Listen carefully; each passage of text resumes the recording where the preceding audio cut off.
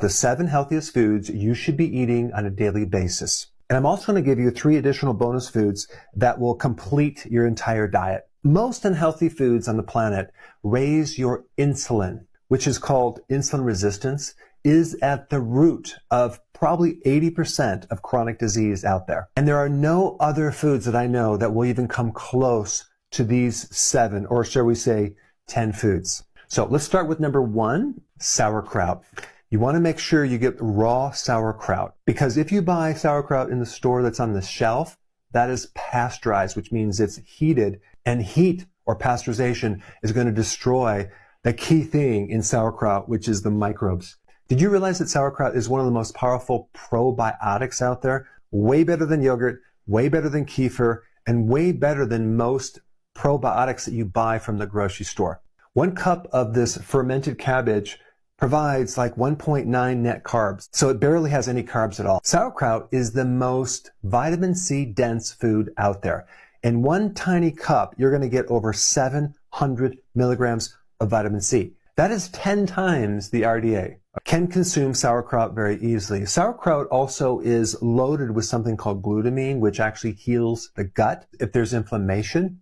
Sauerkraut also is loaded with vitamin K2. Vitamin K2 removes calcium from the soft tissues of the body, including the arteries, including calcium that builds up in your joints.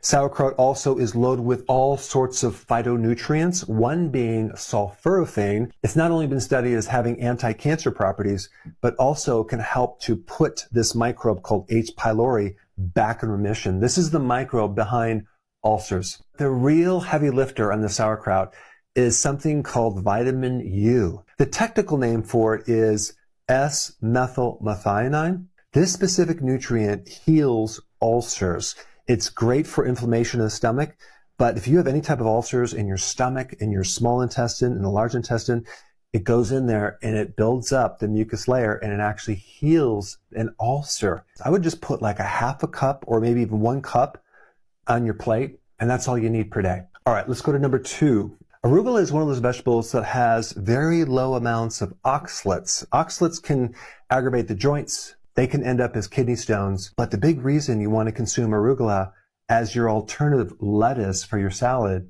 is in what it can do for the inside of your arteries. It's one of those foods that gives you the highest amount of nitric oxide. Nitric oxide is a very special compound to help vasodilate the arteries, to keep the blood pressure from going high, to help protect the arteries against inflammation.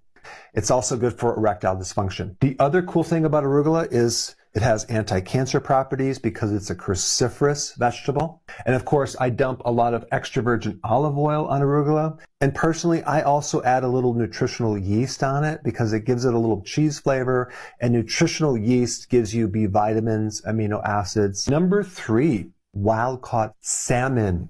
Wild-caught is kind of like the equivalent of organic.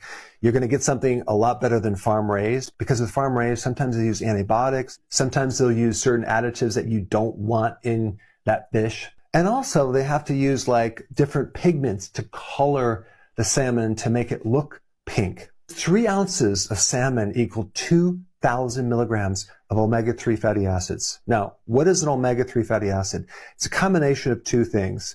DHA, which is really good to build your brain and your retina to allow you to see, as well as EPA, which is a very powerful anti-inflammatory. So anything related to itis, arthritis, bursitis, tendinitis, inflammation of whatever, you want more omega-3 fatty acids. So if we actually compare salmon fish to codfish, okay, salmon, and we're talking about 3 ounces, salmon will give you 2,000 milligrams of omega-3.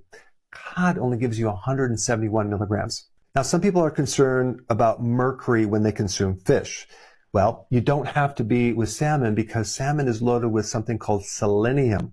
Selenium helps bind with the mercury and helps mobilize it out of the body so it doesn't build up. One thing about salmon that I always do is I always eat it with the skin on it, okay?